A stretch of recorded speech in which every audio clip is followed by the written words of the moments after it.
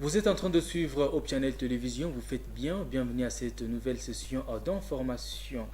Plusieurs électeurs dans le milieu rural auront du mal à utiliser la machine à voter lors des élections du 23 décembre, faute de la non-sensibilisation par la Commission nationale électorale indépendante sur l'outil. C'est le cas de certains habitants du quartier Mugunga qui préfèrent aller au vote avec le papier le jour des élections. Fabrice Choka.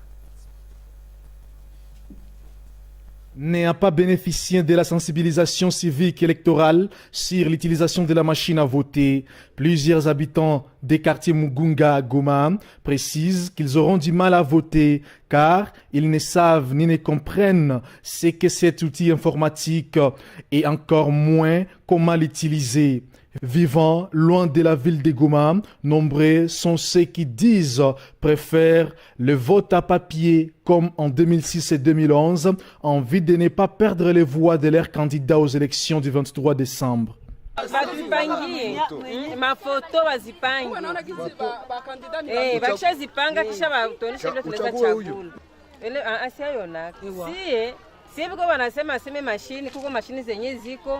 zenye zilisha balisha proklame zamani.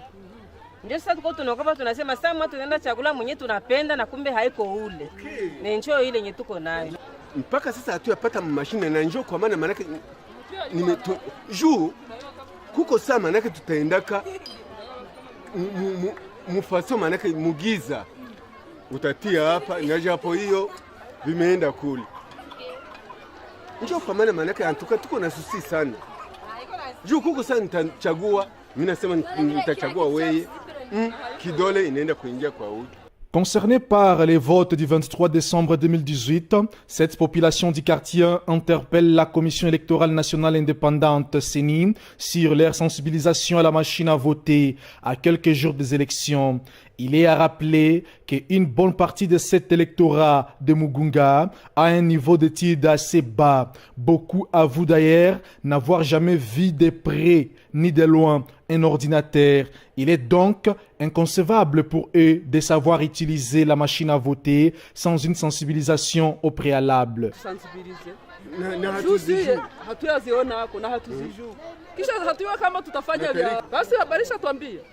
Ni bimashini vya mpya vya hatuyaona na hatuya kama tutagusa wapi na hatuya kama tutafanya vyae uko saa utakuwa naoni ya kuchagua mtu mwenye unapenda unaenda gusa kumwenye hauyu na juu haba kutusensibilize tunaenda jiona tunachagua mwenye hatupendi na njoo ile vita. Sachez que cette problématique soulevée par les habitants de Mugunga concerne également plusieurs autres milliers ruraux au Nord Kivu et plus encore les personnes de troisième âge. Et puis les femmes candidats députés de la province du Sud Kivu doivent adopter un bon comportement conformément au code de la bonne conduite. Ce message est celui du vice-président de la CENI, Norbert Bashengezi Kantitima, ce mercredi, lors d'une rencontre avec ces femmes candidates de différents partis politiques et concessions religieuses. C'est un reportage de Pascal Mihigo. Les femmes sud-kivusiennes candidates aux élections du 23 décembre 2018 représentent 10 à 11% d'électorat au Sud Kivu, à raison de cette sensibilisation qui leur permettra de bien se comporter pendant la campagne électorale, mais aussi après la campagne, en marchant avec le code de bonne conduite, a déclaré Norbert Bashengezi Kantitima, vice-président de la centrale électorale en RDC. J'ai voulu à un certain moment les encourager, mais aussi leur dire la vérité, parce que vous avez vu qu'il y a pour 32 postes plus de 960 candidats au niveau national et plus de 1100 candidats au niveau provincial. Il y a des candidates femmes qui représenteraient 10 à 11% dans cette province au niveau national et provincial. En ce qui concerne le déploiement de kits sur toute l'étendue de la province du Sud Kivu, Kantitima Norbert affirme avoir réceptionné un avion militaire du gouvernement congolais qui permettra l'acheminement dans tous les coins de la province du Sud Kivu. L'hélico militaire que j'ai réceptionné hier à l'aéroport de Goma viennent de faire des tours ce matin en Zovu pour desservir Kitutu. Au cours de ces assises, les participants ont expérimenté la machine à voter qui sera l'outil de vote lors des élections du 23 décembre en RDC. Cette rencontre s'est tenue dans la salle Concordia de l'archidiocèse de Bukavu, située sur avenue Mbaki, en commune du Banda. Aurélie Batumike a désormais le soutien du Parti d'Alliance nationale pour l'unité, PANU en sigle pour la suite de sa campagne électorale. La candidate à la députation nationale a été chaleureusement accueillie dans le quartier Katoyi par son nouvel électorat, auprès de qui elle n'a pas manqué à son devoir de sensibilisation. Suivez. Le jeunes femmes et hommes du quartier Katoyi ont réservé un accueil chaleureux à la délégation d'Aurélie Batumike en vue de cette union de partis du regroupement Palou et Alliés.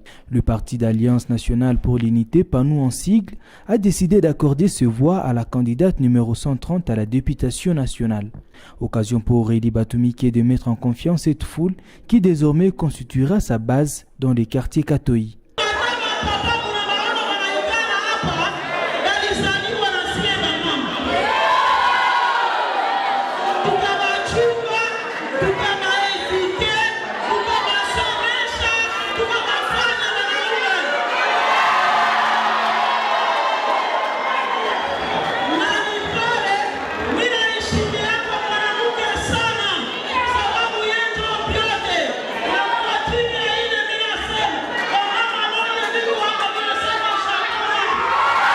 Après son allocution, Aurélie Batumike a répondu à quelques questions de son nouvel électorat, questions majoritairement basées sur l'insécurité et la pénurie d'eau.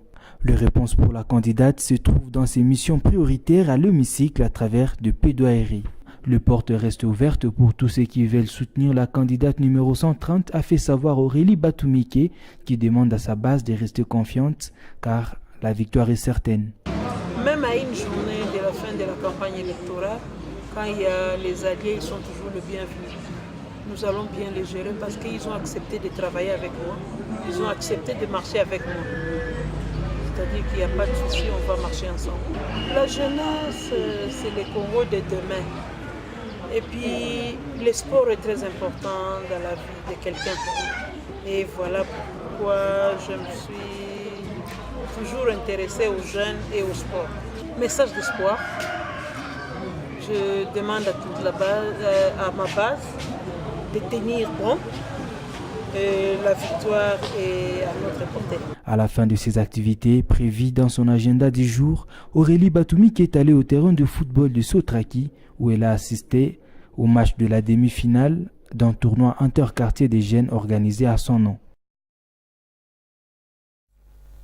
Le territoire de Nyiragongo fait toujours objet de l'insécurité. La société civile locale plaide pour le renforcement des éléments des forces armées de la République démocratique du Congo et de la police nationale congolaise dans les endroits proches du parc ainsi que de la frontière avec le pays voisin. Jonathan Mupenda nous en dit plus dans ses reportages. Selon la société civile locale, plusieurs villages du territoire de Nyiragongo sont ciblés par les personnes armées qui, selon elles, sont des jeunes du terroir. Ces derniers pillent, volent et violent même les femmes pendant leur sémence aux abords du parc national de Virunga. Elle plaide néanmoins pour un rétablissement total de la sécurité parce que la population n'a aucun autre milieu pour s'approvisionner en vivres. Le rapporteur territorial adjoint demande aux autorités d'avoir une œil vigilante. Il y a toujours de l'insécurité liées aux inciviques. Par exemple, la semaine passée, il y a des lettres qui sont écrites pour rassonner la population dans le village de Moutaro. Et ensuite, il y a aussi des bandits à vol main armée qui opèrent souvent pendant la nuit, ici dans le groupement de Kibati. Puis les femmes ne vaquent pas librement à leurs occupations. Au niveau des champs, les rencontres là-bas, téléphone ravi, tout ça. En tout cas, nous déplorons fort. Et y a-t-il quelques cas de violences sexuelles aussi? Bon, les cas de violences sexuelles peuvent y être, mais comme c'est confidentiel, c'est un problème de parler ça ici aux médias. Mais les cas sont là. Parce que là où il y a les bandits armés, on ne peut pas manquer les cas. D'ailleurs, récemment, il y a à peine 2 jours, il y a les femmes qui étaient parties dans le parc, comme nous sommes des voisins du parc. elles ont passé la nuit là-bas et on ne sait pas maintenant si elles ont passé la nuit là-bas, pourquoi. Elles sont revenues vers 12h. Alors là, on pense qu'ils peuvent être attaqués là-bas par des inciviques et faire des relations sexuelles avec elles. Il faut ajouter que parmi les causes de l'insécurité, c'est aussi le nombre minime des agents de l'ordre. D'après les sources sur place, seules les frontières avec le Rwanda sont sécurisées par les commandos. Et puis dans la ville de Bukavu, les centres de distribution dit KU50 situés à la brasserie non loin de la société brassicole présentent un danger permanent pour la population environnante. Les fils et installations ne sont pas du tout protégés tels que nous dit ces reportages de la rédaction de Hope Channel depuis Bukavu. Le centre de distribution électrique DIC50, situé à Brasserie, non loin de la société Bralima, présente un danger de mort à la population vivant aux alentours. Autour de ces centres de distribution électrique et où loge la cabine de la société Bralima, le maison est pousse du jour au lendemain sous les yeux de l'autorité. Non loin, des activités économiques s'y déroulent et pourtant la SNEL a toujours placé des signes de danger de mort pour avertir le passant. Bien que le danger est sous les yeux des propriétaires de maisons construites anarchiquement, ces maisons sont entassées comme des sardines dans une boîte. Plusieurs observateurs pensent qu'il est temps que le gouvernement agisse afin que la population soit épargnée de ces dangers avant de compter des morts. Pour rappel, il y a de cela 3 mois depuis que la Société nationale de l'électricité SNEL avait décrié ces constructions anarchiques près de ces centres de distribution électrique DIC50. Parlons autre chose à présent. Il s'observe la hausse des prix des vivres sur le marché de Goma. Ceci est dit à la pénurie suite au retard de livraison des aliments qui souvent pourrissent en cours de route au résultat de l'impraticabilité des routes des dessertes agricoles pendant cette saison pluvieuse. C'est un reportage qui nous signe Noéla Mugoli et Jocelyne Balaga. Ce problème est dû à une pénurie de vivres observée pendant cette période pluvieuse dans la ville de Goma. L'une des raisons majeures est le retard de livraison des marchandises qui parfois pourrissent en cours de route. Interroger nos sources renseigne que ce retard est dû à l'impraticabilité des routes de désert agricole qui en cette période pluvieuse sont fortement dégradées à bout, rendant la circulation aussi impossible pour les camions qui restent des jours durant embourbés. Suzanne, vendeuse des bananes plantains au marché à la ligne, explique les difficultés auxquelles elle fait face pour s'approvisionner. Tunateseka na barabara, mvula ni ya mingi sana, kupata ndizi ni problemu. Hii mwezi wa 12, maanake kupata ndizi ni problemu juu ya mvula. Mvula ni ya mingi sana, tuko tunateseka juu ya barabara. Wakubwa ya nchi waangalie, watengeneze barabara wakati ya mvula. Kama mvula ni ya mingi, bei ya ndizi inabadilika. Tunauza ndizi bei kali paraporo ya jinsi wakati ya jua tunauzaka ndizi, lakini mvula ikianza nyesha na barabara inaharibika, tunauzaka ndizi bei kali sana. Wakati tunauzaka ndizi tunauzaka ndizi juu ndizi zinapishana. Tunauza ndizi ya kidogo sawa ordinaire na ingine tunaita ndombolo. Ile ndombolo tunaiuzaka saa mile wakati mvula iko mingi. Wakati mvula ni ya kidogo tunaiuzaka 60 mile 50 mile. Ile ingine ndizi ya kidogo tunaita ordinaire. Tunaiuza ku 6 mile 7 mile. Wakati mvula iko mingi tunaiuza 10 mile 11 mile. Les ménagères, quant à elles, ne savent plus à quel sens se vouer avec cette galope des prix alors que les fêtes des fins d'année approchent. La ville de Bukavu s'étonne de la disparition petit à petit de ces cimetières. Cette situation est due à la construction anarchique dans les lieux où reposent les morts. C'est un constat que nous a fait la rédaction de Hope Channel Bukavu. La ville de Bukavu vit la disparition de ces cimetières du jour au lendemain suite à des constructions anarchiques dans ce lieu où repose le mort. Ce constat est de la rédaction de votre groupe de presse qui a répertorié jusqu'à 5 cimetières publics dans les 3 communes de Bukavu, à savoir le cimetière de la Ruzizi et Ponzi en commune d'Ibanda, le cimetière de Musigiko, l'Ouganda et celui de la Brasserie dans la commune de Bagira qui ne servent plus aux attentes de la population. Le gouvernement a dévoilé la fermeture de la cimetière de la brasserie par manque d'espace réservé aux morts.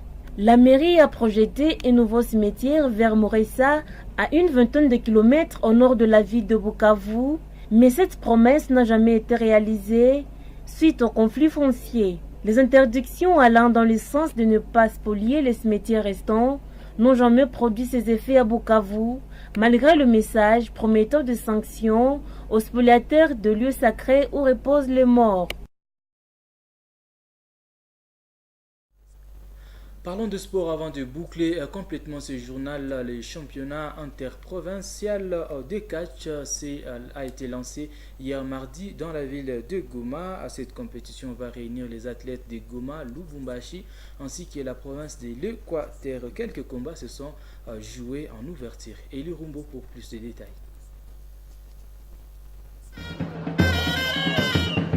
C'est une discipline qui n'intéresse presque pas le public de Goma pour diverses raisons. Le championnat interprovincial de catch s'est ouvert ce mardi au cercle sportif de Goma. Quelques amoureux du catch étaient visibles pour vivre l'ambiance de cette discipline. En ouverture, plusieurs combats se sont disputés entre les athlètes de Goma et ceux de Haut-Katanga. Ces tournois entrent dans l'objectif de rapprocher les athlètes de différentes provinces de la RDC et promouvoir le catch à Goma, comme l'a dit le président de la Ligue de catch du Nord Kivu. C'est un tournoi de jumelage entre les catcheurs d'ici et les catcheurs de Katanga. Il y a toujours des catégories. Il y a parmi eux des catcheurs et il y a des lutteurs parmi eux. Du catch, devenir nombreux à produire leur star. Et surtout que c'est un tournoi de jumelage entre nos catcheurs et les catcheurs de Katanga. Rappelons que ce tournoi va durer un mois et le gagnant aura une ceinture des vainqueurs. Et c'est la fin de ce journal. Merci à vous de l'avoir suivi.